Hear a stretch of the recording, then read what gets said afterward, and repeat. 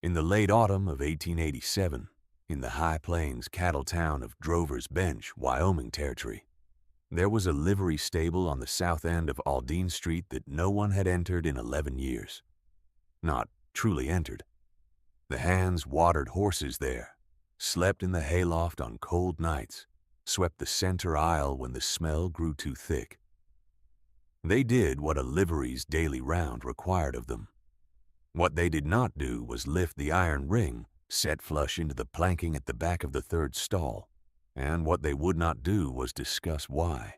A young woman named Cora Dent arrived in Drover's Bench on the 3rd of October of that year, riding a gray mule and carrying a leather satchel that held 2 farrier's hammers, a set of hoof picks her grandfather had forged himself, and $41 in coin.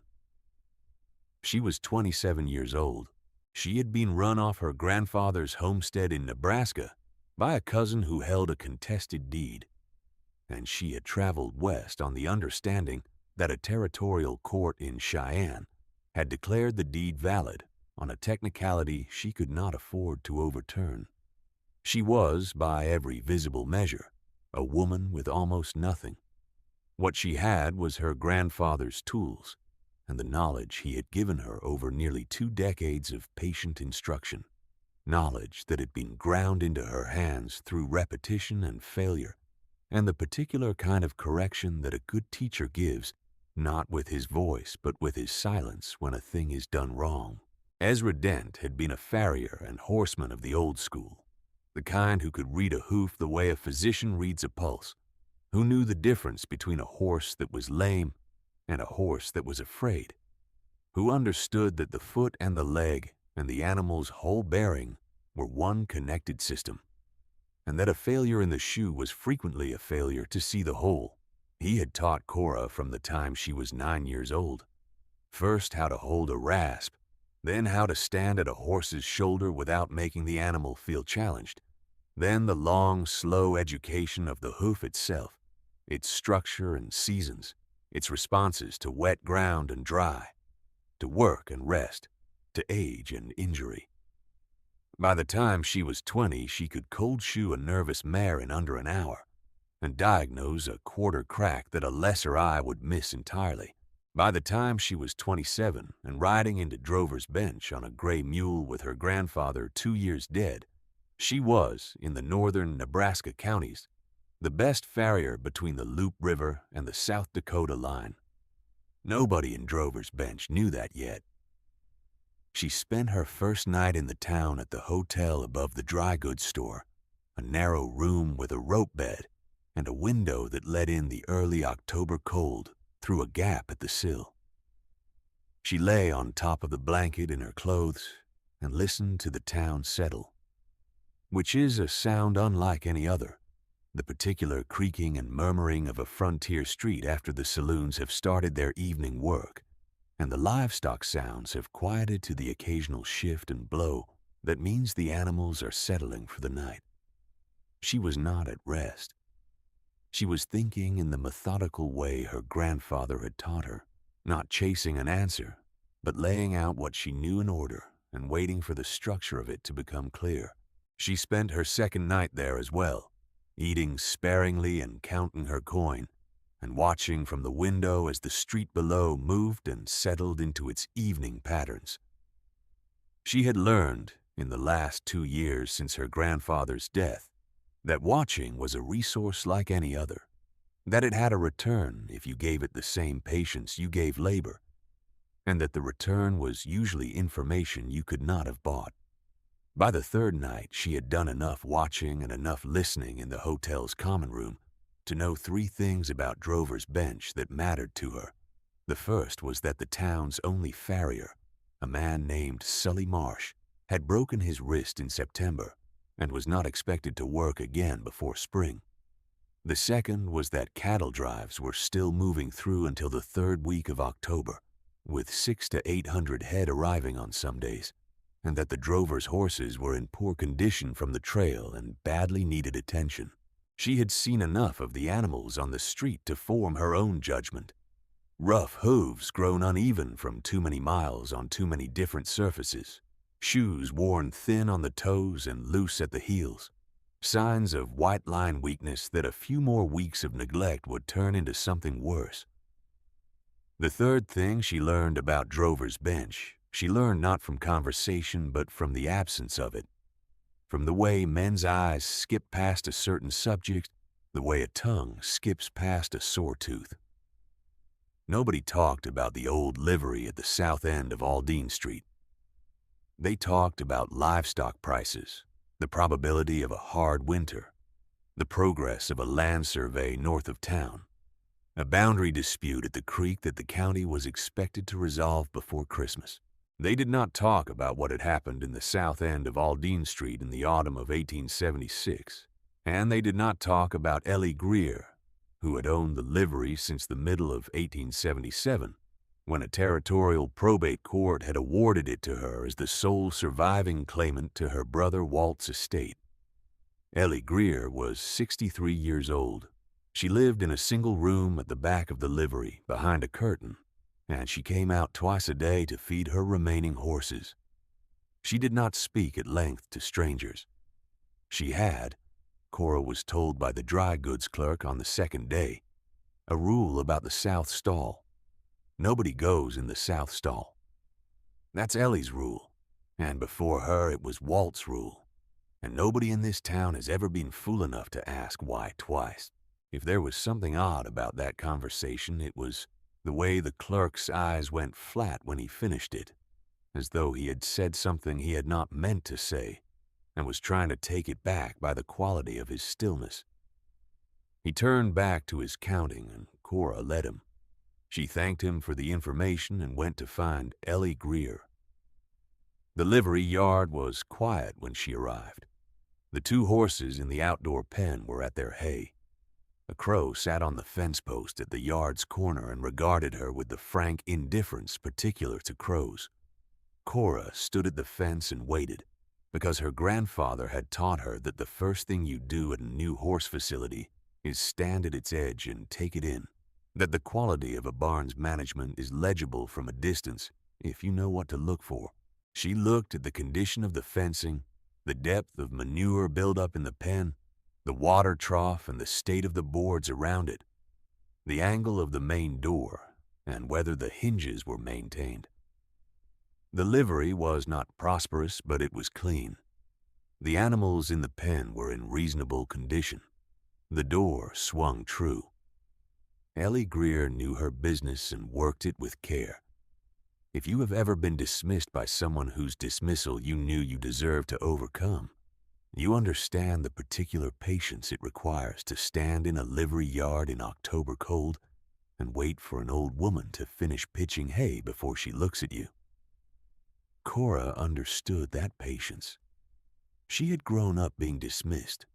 She had grown up being told that farriery was not a woman's occupation, that the animals would not tolerate her, that the work would break her, that the men who hired farriers would not pay a woman's rate or trust her word on a horse's condition. She had disproved each of those claims in turn, not by arguing, but by shoeing the horse in front of the man who doubted her and letting the result settle the question. She had spent her life proving that dismissal was a form of blindness, not a verdict. Ellie Greer finally set down her pitchfork and looked Cora over from boot to crown. She had white hair cut short under a practical hat, a sun-darkened face with the fine, deep lines of a person who had spent decades in outdoor light, and hands that had been working with animals since before Cora was born. Her eyes were the particular pale gray that sometimes comes with age in women who have spent a great deal of time deciding things. There was nothing hostile in her expression and nothing welcoming. She looked at Cora the way a careful person looks at a new thing, thoroughly, without any preliminary opinion. She said, "You looking for work or for conversation?" Cora said she was looking for work, and she named her rate. She pulled out one of her grandfather's hoof picks and held it so the old woman could see the maker's mark on the handle, which was Ezra Dent's stamp, a D inside a circle, plain and neat, known in that country to anyone who had dealt in good horsemanship. The stamp was not a credential. It was an introduction, and the distinction mattered. Ellie looked at the stamp for a long time. When she looked up again, something had shifted, not warmed, but arrived at a kind of tentative conclusion. She said Cora could start in the morning. She said the rate was fair. She said the hayloft was dry and Cora was welcome to it so long as she kept the lantern away from the hay. She said nothing about the south stall. The drovers began arriving on the 6th of October, 2 days after Cora started work. The horses were trail-worn, as she had known they would be, and the work was hard and constant from the first hour of light. She shod and trimmed and treated and poulticed from first light until the lamps had to be lit, working through the cold with the particular focused attention that good farriery requires. She spoke to each horse before she touched it. She set her tools out in the order her grandfather had prescribed: rasp to the right, nippers to the left, picks in the center where the hand finds them without looking. She worked the foot from heel to toe in the sequence she had learned at 12 years old and had not varied since, because the sequence was not habit but system, designed to catch what a deviation would miss. When she found a problem, she named it aloud so the drover or his man could hear it, because a problem a horse's owner does not know about is a problem that will come back worse in 6 weeks. And Cora had no interest in work that needed to be repeated, because the first time had been silent. The word spread among the drovers within 3 days. A woman, yes, but watch the way she reads the foot before she lifts it. Watch the way the animals settle under her hands. By the second week, Cora had her own small clientele, men who had heard of her from other men and made the specific trip to the Greer livery, rather than wait for Sully Marsh's wrist to heal. She was earning money, sleeping in the hayloft on a clean bed of straw, with 2 blankets her grandfather had given her, eating at the hotel each evening and returning in the dark to the livery by the feel of the street. She asked Ellie Greer nothing about the south stall. She had noticed it the first morning, of course. A good farrier develops a habit of attention to space, because the space around a horse is as consequential as the horse itself. And she had walked the livery that first day in the slow way her grandfather had taught her, reading the building as well as the animals inside it. The south stall was clean and empty, the walls sound, the floor planking in better repair than the rest, heavier lumber fitted with a care the other stalls did not have. And flush into the planking at the back, set so that the old straw had drifted around it and obscured it, was a square iron ring roughly 9 inches across, bolted to a trapdoor she estimated at about 3 feet by 3 feet. She noted it and kept her eyes above it. She noted also, across several weeks of work, that Ellie Greer went into the south stall twice. Both times she crossed the stall without looking at the floor. Both times she came out quickly and with her jaw set in the way of someone performing an unpleasant duty by force of will. The second time, Cora was at the barn's center post when Ellie came out. Their eyes met briefly. Ellie looked away first, which told Cora that the old woman knew she had been watched and had decided not to address it. That was information, too. The 3rd week of October brought the last of the big drives, and then a cold that settled in without warning on the 22nd. 2 inches of early snow by morning, the sky a uniform pewter gray from one edge to the other, and the wind off the high plains carrying a bite. That meant the season had turned in earnest. The drives were done for the year. Cora's paying work thinned almost overnight. A few local horses to trim, a rancher from north of town who had brought in his string for the winter and needed them properly shod before the ground froze hard. She had enough coin to see herself to November if she was careful, and then she would need to decide whether to winter in Drover's Bench or attempt the road to Cheyenne before the passes closed, and the decision was made for her. She was working through that arithmetic on the morning of the 24th of October, when Ellie Greer sat down across from her at the small table in the livery's tack room and folded her hands on the wood and said, "I'm going to tell you something I have not told anyone in 11 years." Cora set down the hoof pick she had been cleaning. She did not ask why. She waited, which was what the moment required. Walt Greer had run the livery from 1869.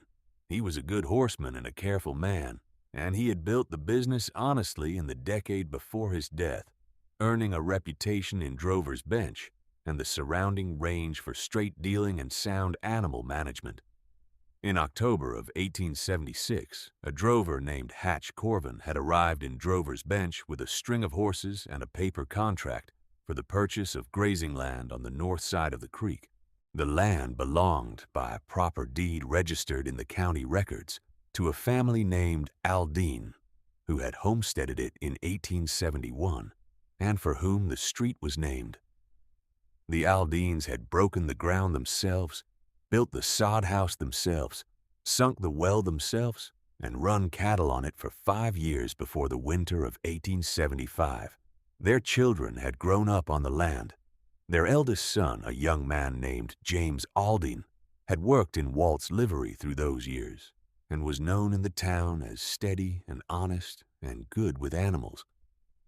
The Aldines had been driven off by a series of legal maneuvers that Cora did not need explained to her in detail, because she had experienced the shape of those maneuvers herself.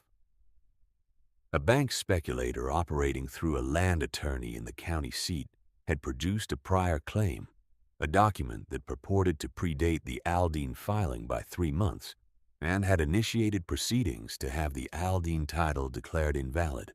Most men who examined the original homestead filing knew the prior claim was fabricated. The county records office had received the prior claim with an unusual promptness. The territory's land office in Cheyenne had received a complaint from Solomon Aldine himself and had acknowledged it and then done nothing visible about it.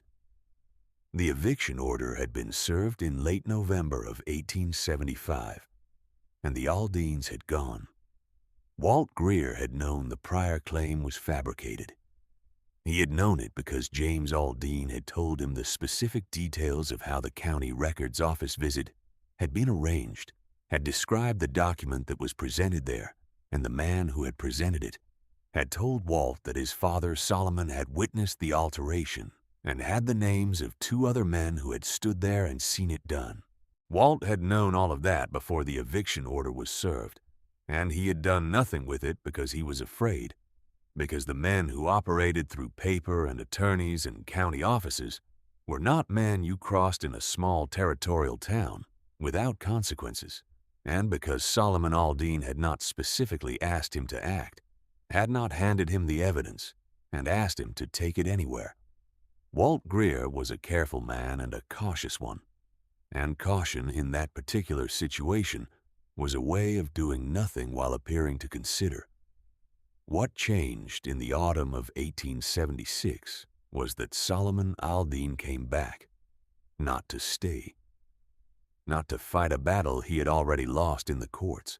He came back because he had the original survey copies and his own documented account of what had happened at the county records office, and he had no safe place to put them except with a man he trusted, which Walt Greer still was, though neither of them spoke easily about what Walt's careful silence had caused. Solomon Aldine gave Walt the tin box with a single instruction. If anything comes of this, get it to a territorial attorney in Cheyenne. If I can get there myself, I will. If I cannot, I'm trusting you to do it. Then he had gone north, toward Dakota, with his family. Nothing came of it. Not then. Corvin's operation had been thorough enough that the Aldine complaint at the territorial level went into a file, and the file went into a cabinet, and the cabinet was never opened in response. The land changed hands within a year, properly recorded, the new deed showing no trace of the dispute that had generated it. And then, in the autumn of 1877, Corvin had come back to Drover's Bench. Walt had died of pneumonia in February of that year, and Ellie had inherited the livery by the time Corvin arrived, and what he wanted to know, delivered in the flat and administrative voice of a man who preferred his threats to sound like reasonable inquiries, was whether her brother had ever received anything from the Aldine family that might constitute a claim to the disputed land. Ellie had told him she knew of nothing. She had been afraid, she told Cora now, her voice level and without apology for the fear itself, only for the years of it. Walt had shown her the tin box in the weeks before he died, had explained what was in it and where it was, had said he was sorry he had not done more with it while he had the time and the health to do so. She had understood that telling her was the only thing he could still do, that it was a kind of partial restitution for the years of silence, and she had accepted it as such. Then Corvin had arrived 3 months after the funeral, and she had told him nothing, and she had sealed the trapdoor over again and done her best to forget about it. She had not been entirely successful at forgetting. 11 years of partial memory is not forgetting. It is a different and heavier kind of caring. Cora sat with that for a moment. Outside the tack room, one of the horses shifted in its stall, and the sound of iron shoes on planking was clear and ordinary in the cold morning air. It was the sound of an animal simply existing in its place, indifferent to the human business on the other side of the wall. She said, "Is Hatch Corvin still living?" Ellie said she did not know. He had not come back to Drover's Bench since 1877. The land north of the creek had been sold twice in the intervening years and was now held by a cattle company incorporated in Cheyenne, with no visible connection to the original dispute. Whatever Corvin had set in motion had long since been absorbed into the ordinary machinery of land and commerce, which is how theft at scale sustains itself. Cora asked whether any of the Aldines were known to be living. Ellie said there was a granddaughter, a woman named Nora Aldine, who had grown up in Dakota and married a man named Samuel Croft in 1881. Croft had written to Ellie twice in the 1880s, asking whether any record of the original survey had survived, or whether she knew of any living witness to what had happened at the county records office. He was a methodical man, Ellie said, and he had the quality of someone who understood that certain things required patience before they could be addressed, but who had not given up the possibility of eventually addressing them.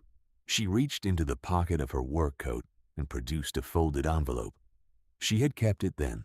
She had kept both letters, and she had answered them honestly, saying only that she knew of no surviving record and no living witness, which was what she had told herself was true, because she had not opened the trapdoor since 1877 and had half persuaded herself that 11 years of sealed dark might have destroyed what was inside. She set the envelope on the table between them. She said, "I want to open it. I have wanted to open it since the spring of 1878, and I have not been able to make myself do it alone. There is a kind of task that a person cannot do alone, not because it requires 2 pairs of hands, but because it requires a witness." Cora had learned this from her grandfather, who said that a horse being shod for the first time needs to see not just the farrier's hands, but the farrier's stillness, needs to understand that the person working the foot is not afraid of the foot, and that this understanding transmits through posture and breath before it transmits through any action. A witness who is not afraid of the thing changes the character of approaching it. Cora stood up and picked up the 2 farrier's hammers from their place on the tackroom shelf, because the ring on a trapdoor sealed for 11 years might need persuasion, and she walked with Ellie Greer through the livery and into the south stall. The morning was clear and gray, the light coming through the stall's small high window without warmth, casting a thin rectangle of pale illumination across the planking. The straw was light on the floor. Cora cleared it back from the iron ring with her boot and crouched and looked at the trapdoor carefully before she touched it.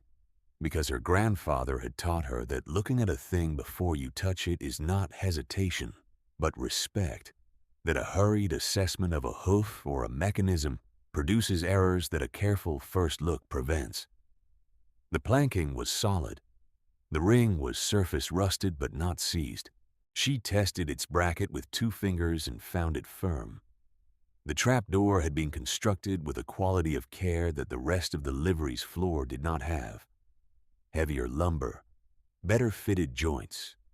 The frame planned smooth so that the trapdoor sat in it without daylight at the edges. Someone had built it to hold and to seal. She gripped the ring with both hands, shifted her feet to either side of the frame for purchase, and lifted. It came up on the first pull, stiff in its frame from 11 years of seasonal expansion and contraction, the wood swollen tight in the way of a thing that has been closed too long, but not locked, not rotted, not beyond recovery. A smell rose out of the space beneath, cold earth and dry air, and underneath both of those a faint sweetness of cedar that she had not expected, because cedar meant the box inside had been wrapped or bedded in it, meant that whoever had placed the box there had known they were preserving something for years rather than months and had taken the trouble to protect it accordingly. The space beneath was shallow, a dry-laid stone cavity perhaps 18 inches deep and roughly 2 feet square, the stones set carefully without mortar, the kind of construction that breathes just enough to prevent the moisture buildup that destroys paper.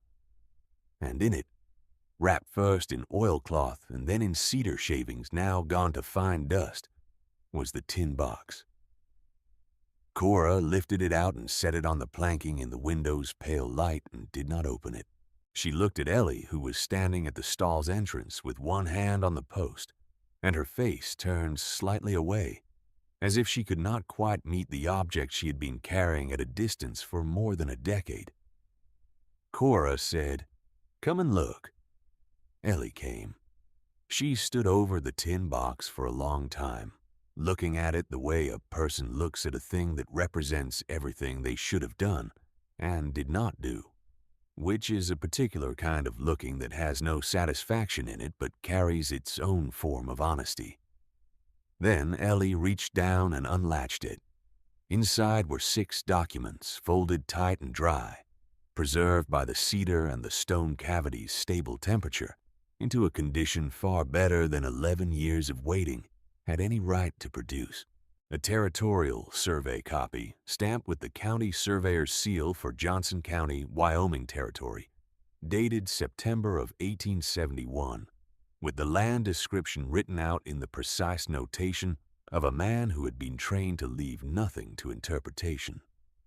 A homestead filing receipt in the name of Solomon Aldine, with the parcel numbers and legal description matching the survey exactly, stamped at the Territorial Land Office in Cheyenne.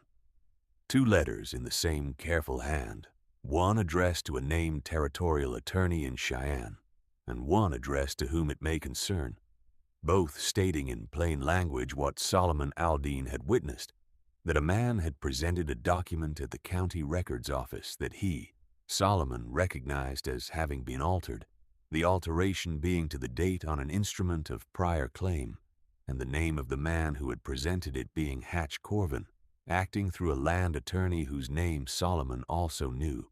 The 5th document was a copy of the complaint Solomon Aldine had filed with the Territorial Land Office in Cheyenne in October of 1876, signed in his hand and witnessed by 2 names Cora did not know, and stamped received by the land office clerk.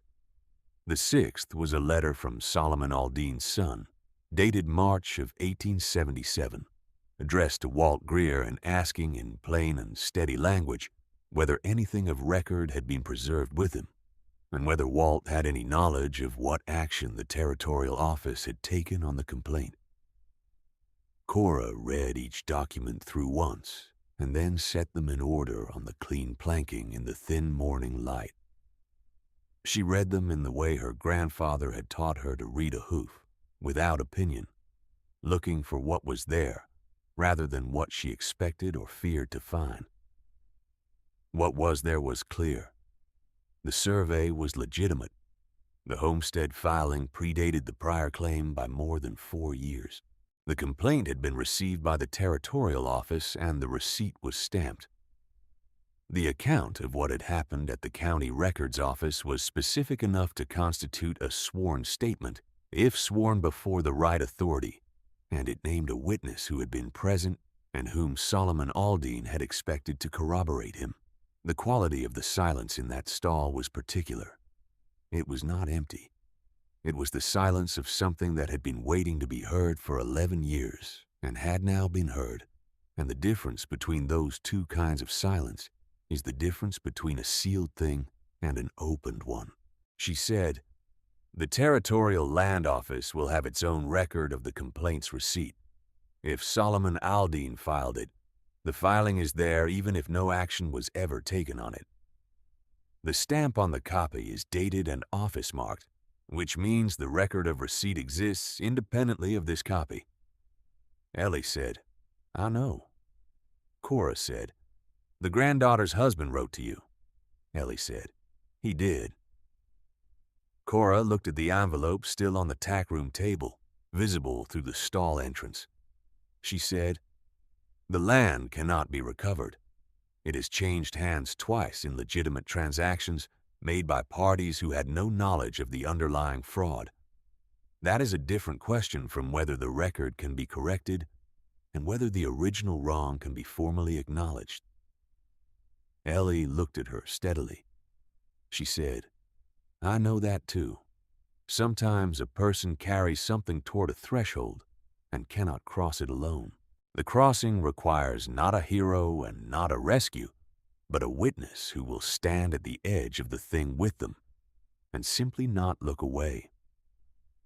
Cora had learned that from her grandfather, who had a saying about horses and fear that had taken her years to understand, applied to more than horses. That the animal you approach without fear teaches the animal that there is nothing to fear. That the steadiness precedes the trust. The trust does not create the steadiness. What she could do, and what she did over the following 3 days, was work. She borrowed the dry goods store's small desk in the afternoon hours when the clerk was occupied elsewhere, and she copied the 6 documents in a careful hand. 1 set of copies for Ellie to keep in the tin box, 1 set for herself to carry. She copied them verbatim, every word and number and date and name, because a copy that omits or summarizes is not a copy, but an interpretation, and interpretation is where the space opens for doubt. She wrote out a full account of what Ellie had told her about the events of 1876 and 1877. Everything Walt had said, and everything Ellie had witnessed, including the detail of Corvin's visit after Walt's death, and Ellie's answer to him. She did not embellish, and she did not minimize.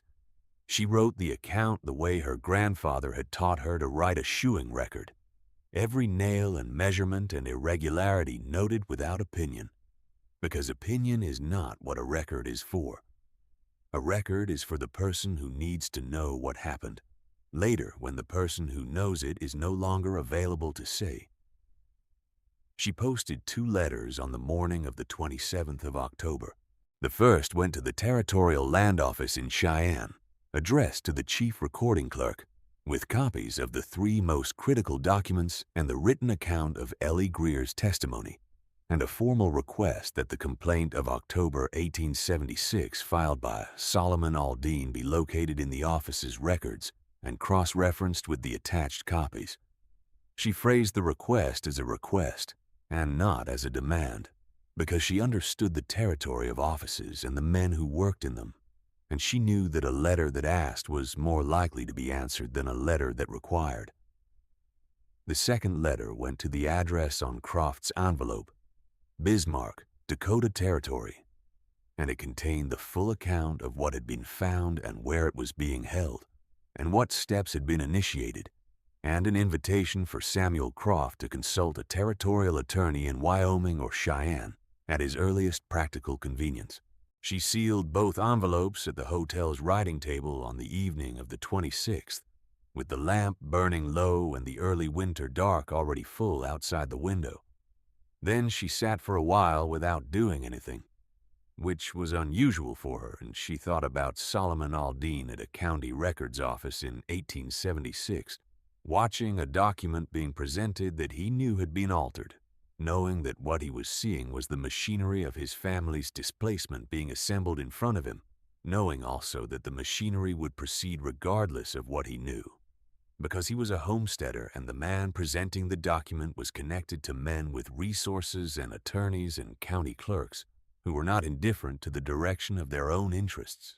She thought about what it had cost Solomon Aldine to file that complaint, to put his name on a piece of paper addressed to an authority that he had every reason to believe would not act on it, and to do it anyway, because the alternative was to leave nothing on the record at all.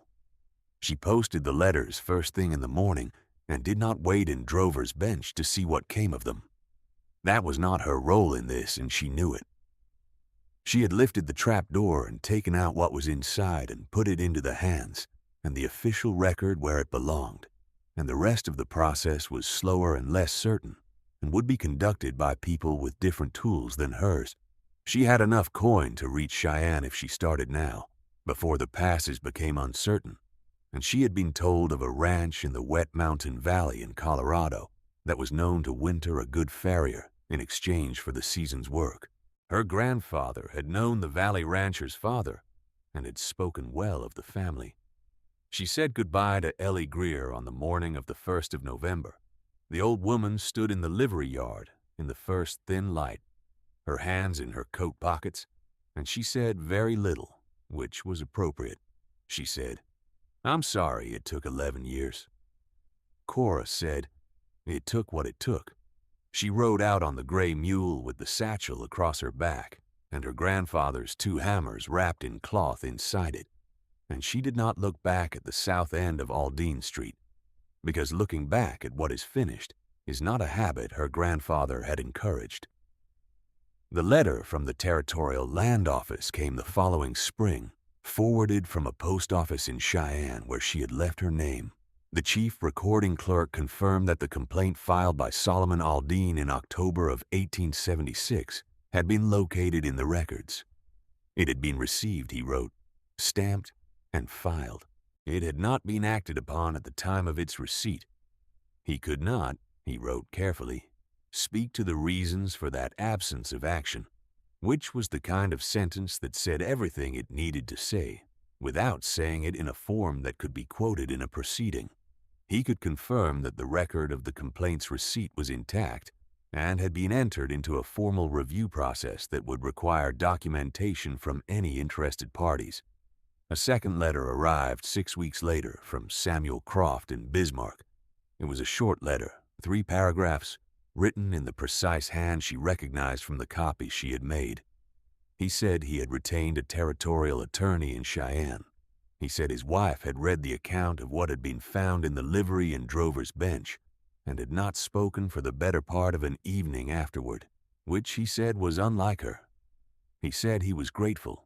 2 years later, in the autumn of 1890, a third letter reached her at the Wet Mountain Valley Ranch where she had wintered twice and where the rancher had built her a small dry room off the tack house that she used as her own between the ranch's seasonal work and her circuit through the surrounding range. The letter was from Samuel Croft again, and it told her that the Aldine homestead claim had been upheld on appeal to the territorial court. The original prior claim had been examined by 2 independent surveyors and found defective in its dating, the alteration consistent with what Solomon Aldine's complaint had described. The county records had been corrected by court order, the prior claim marked as invalid, and Solomon Aldine's original filing formally reinstated in the record, even though the land itself, having changed hands twice in good faith transactions, could not be restored to the family. The land could not come back. What came back instead was the record, which said plainly and permanently that the Aldine family had held valid title, that the prior claim used to displace them had been fraudulent, and that Solomon Aldine had said so at the time and been ignored. That was not the same as the land. Croft did not pretend it was. What he wrote was that Nora had been at the courthouse when the ruling was read, that she had a copy of the corrected record in her hands when she walked out into the October air, and that on the way home she had said something to him that he had written down, because he thought Cora might want to hear it. What Nora Croft had said was 3 words. Someone kept it safe. Cora was at the workbench in her tack room when she read that, the bench where she cleaned her grandfather's tools each evening before the lamp went out. The 2 farrier's hammers in their place on the wooden pegs above her. She read the letter through once, and then once more, and then she set it down on the bench beside the older of the 2 hammers, the one with the handle worn to a particular smoothness by 30 years of her grandfather's grip. She sat with the lamp and the tools and the letter for a time that she could not have accurately measured. A thing kept in the dark too long forgets what it was for. She had heard Ellie Greer say that once, in the months after the trapdoor had been opened and the letters posted. Say it not to Cora specifically, but to a question someone else had asked her about why she had kept the tin box sealed as long as she had. The answer Ellie gave was the only answer Ellie had. She had been afraid, and then she had been tired of being afraid, and the 2 conditions had not arrived at the same time. Cora had not pressed her further. Arriving at the end of a long fear and the beginning of something else is not a simple passage, and a woman who had carried a thing alone for 11 years had earned the right to cross that passage at her own pace, in her own time, with whatever witness she chose. What she had chosen in the end was a farrier who had arrived in Drover's Bench with a gray mule and a satchel of tools and no investment in the old silence. Someone with the right hands and nothing to lose by using them. The older of the 2 hammers had a maker's mark near the base of the handle, Ezra Dent's stamp, a D inside a circle, neat and plain, cut into the wood with a small hand press that had sat on the corner of his workbench for as long as Cora could remember. Her grandfather had marked everything he made, or that passed through his hands in significant work, not as a claim, but as a record, so that the thing knows who held it, he had said once when she asked him about it. So that the tool and the hand and the work are one document. She picked up the hammer and felt the balance of it, familiar in her palm in the way of something that had come to fit there through decades of use before her and years of her own. It was not sentimental to hold a tool correctly. It was simply the right way to hold it. If you have ever found something that had been sealed away, something that held more than you expected when you opened it, leave a word below. We are listening. Ellie Greer lived until the spring of 1893.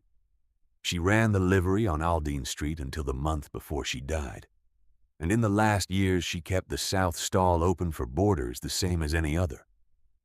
The trapdoor shut again but not sealed, the iron ring polished rather than rusted, the stall clean and ordinary in the way of a place that has given up its secret and become simply itself again. She did not speak often about what had been beneath the floor of it, but she kept the tin box on the shelf in the tack room where anyone could see it, empty now except for Cora's copies, and she answered questions about it plainly when they were asked. She had, by the accounts of those who knew her in those last years, a quality of resolution about her that she had not had before the autumn of 1887, as if the setting down of a long-carried thing had freed in her some portion of herself that had been occupied by the carrying. The older of Cora's 2 farrier's hammers, the one with the smooth handle, is the one that carries the maker's mark. Ezra Dent's stamp is still legible if you hold it in good light, a D inside a circle, neat and plain, the mark of a man who made things meant to last and who taught the woman who held them after him that labor is never only what it produces, that the hand learning the work is being shaped by it as surely as the iron is shaped by the hammer, and that a tool and a person and a piece of honest work carried through to its end are finally one thing. There is another story of this kind waiting for you, of a woman and a hidden truth, and the patient work of bringing it to light. Stay close. This story is a work of historical fiction. Characters, events, and the specific legal proceedings depicted are invented. The broader conditions described here, including the systematic use of fraudulent prior claims against legitimate homestead filings, the suppression of complaints at territorial land offices, and the legal displacement of farming families in the Wyoming and Dakota territories in the 1870s and 1880s, reflect documented patterns in the history of public land administration in the American West.